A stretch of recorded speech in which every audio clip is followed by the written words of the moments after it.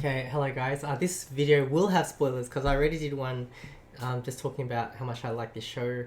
I'm up to episode 27 and a little bit, like I have watched the first scene or two from episode 27. And I want to do a video just talking about some of the stuff I just love about this show so much. There's so much to love about this show. For me, from episode 15 onwards, that was like when I was like, oh, rah! Like the stuff, drama just started happening so much, and it was like amazing. It started off with when Lotus Pier got attacked, and Madame Yu, she, that scene when she was like had her two servants, and she was like, for a minute, because she was like before that scene, she was like this like typical antagonist in a C drama, like really, I would say like bitchy kind of thing, like, but then, and I thought that she was gonna chop off Wusan's hand. I was like, is she gonna do this? What? And then she closes. She's like, let's close the doors. And then she's full on went nuts on that girl, the Nguyen girl. It was so good. It was so cool. Like, she was awesome. I love her character so much.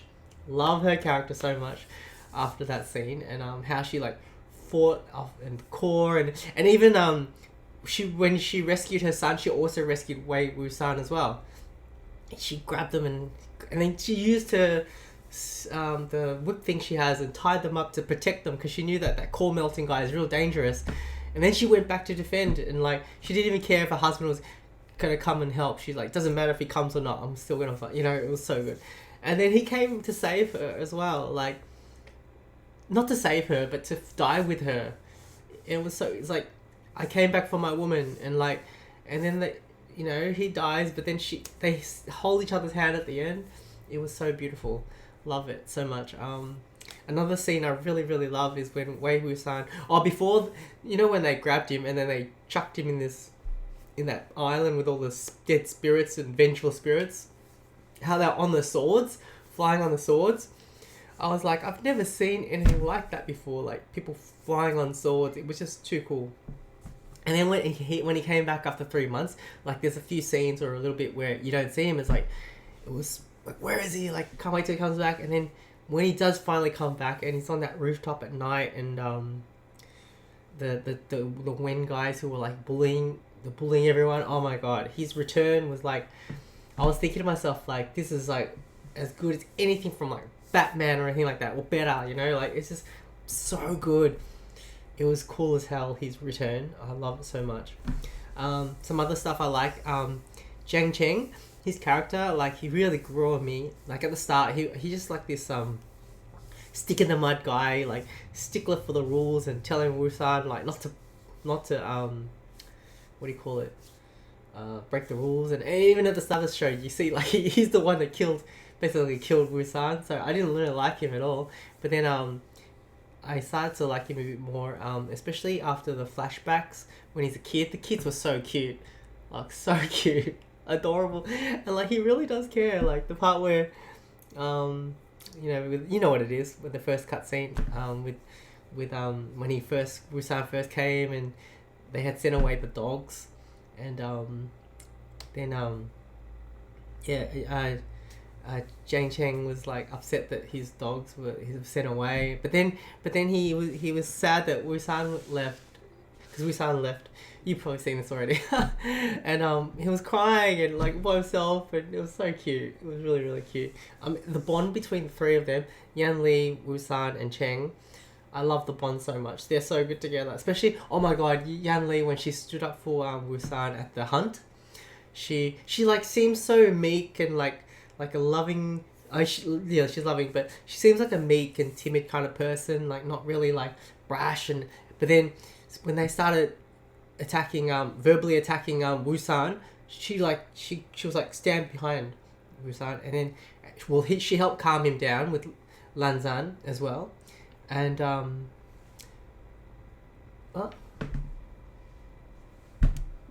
just heard I don't know if my headphones stopped working or not. I don't know. Hopefully this still works.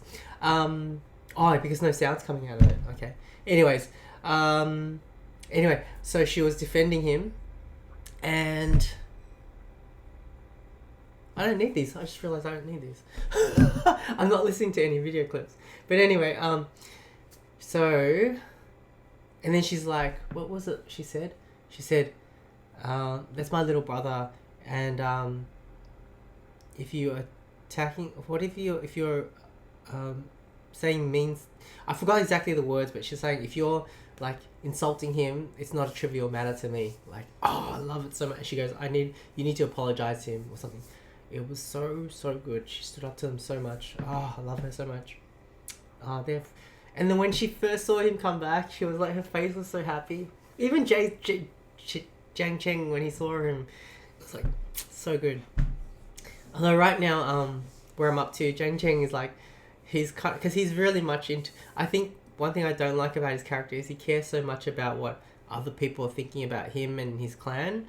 Or I think the way he sees it, his job is to keep the reputation of the clan, like, you know, well admired and stuff. I mean, I can understand like where he's coming from, but it's just like, oh man. And I don't know if he's like jealous of Wusan, you know, a little bit. Well, maybe not, I don't know. But there will be a rift between them. And another part I saw, Wen Ning and Wen Qing, the brother and the sister. Oh, I love them so much. And if you're watching this, you've probably seen it and you know why. They're just so awesome.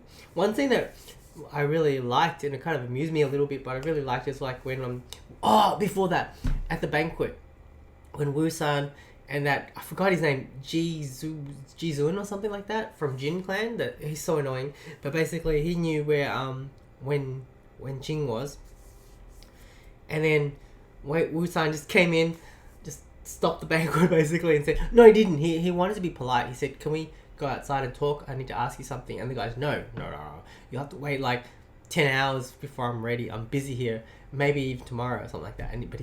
But Wusan was like, I can't wait. This is important. I can't wait that long. Like, you know, what if he's in trouble? And so then he revealed in front of everybody what this dude had done. Oh, I was so... Oh, you know what happened probably if you watch this. That scene was like... That was what... Because at that point, I wasn't sure who was my favorite between Wusan and Lanzan. But that scene really made Wusan probably my favorite. Because just the fact that he does what he believes in, like... And just... Yeah, like...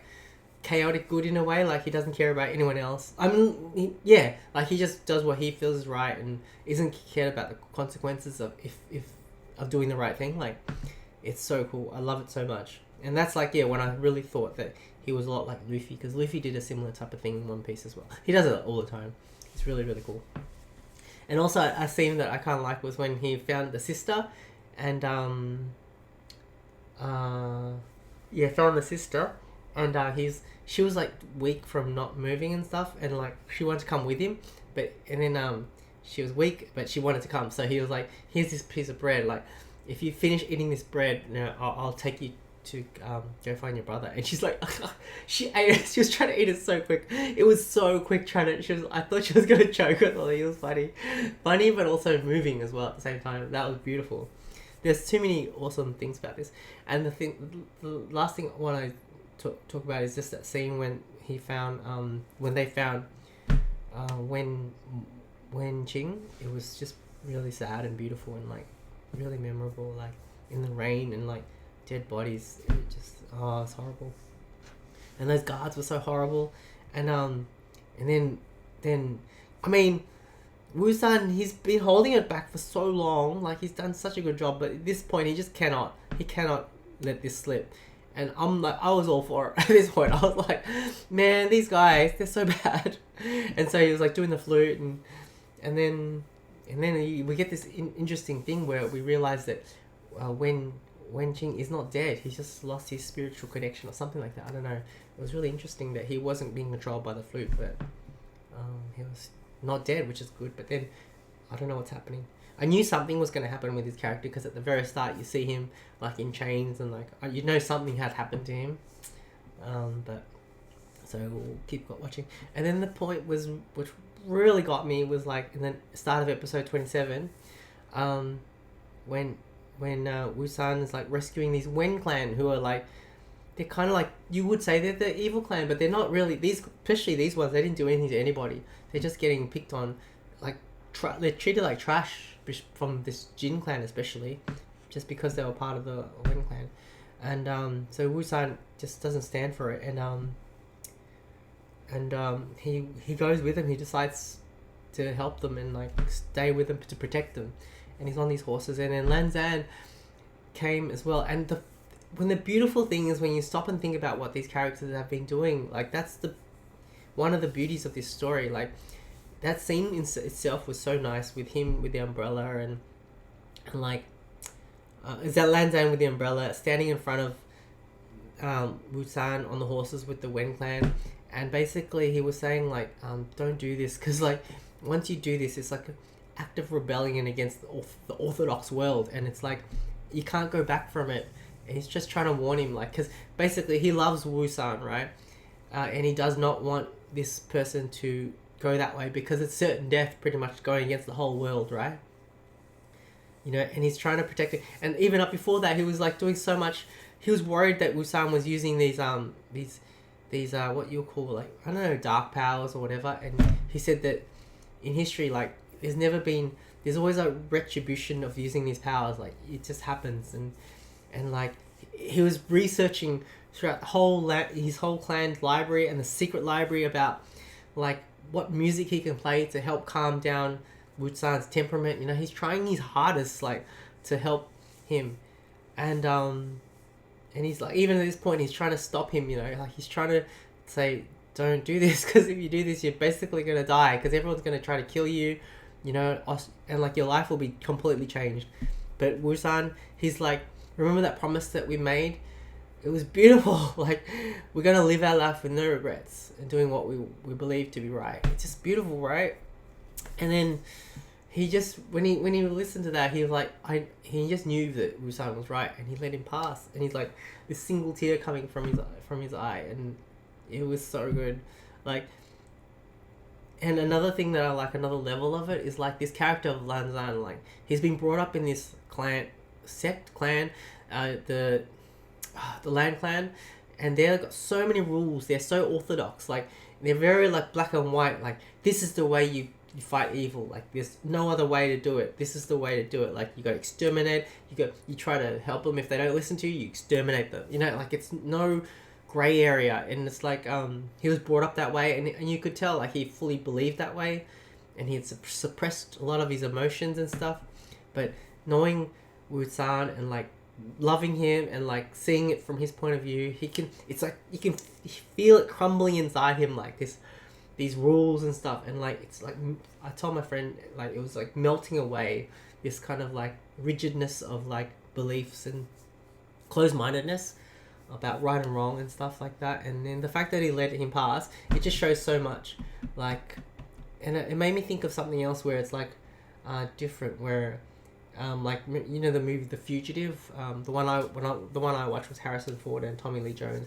Tommy Lee Jones' character was this cop, was trying to catch this police and this fugitive who was innocent, but Tommy Lee Jones' character was such a black and white on the law. Like, I don't care what you did, if you're good or bad, I'm just gonna try and catch you no matter what. Like, but I mean, I think later on he changes, but yeah, but with Lanzan's like, I don't know why I compared that, but I just thought the situation was kind of similar. Like, they had a bit where they were blocking them, but Lanzan was like, in an earlier point in the story, he was like, no, you can go. Whereas I think Tommy Lee Jones' character, it was near the end when he did that, possibly.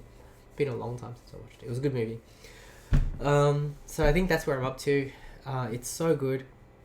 It's interesting because like when I first watched the show, I thought it was pretty good. Like, really, because normally when I watch these Chinese dramas, which I love, they're my favorite genre, probably that I want to watch.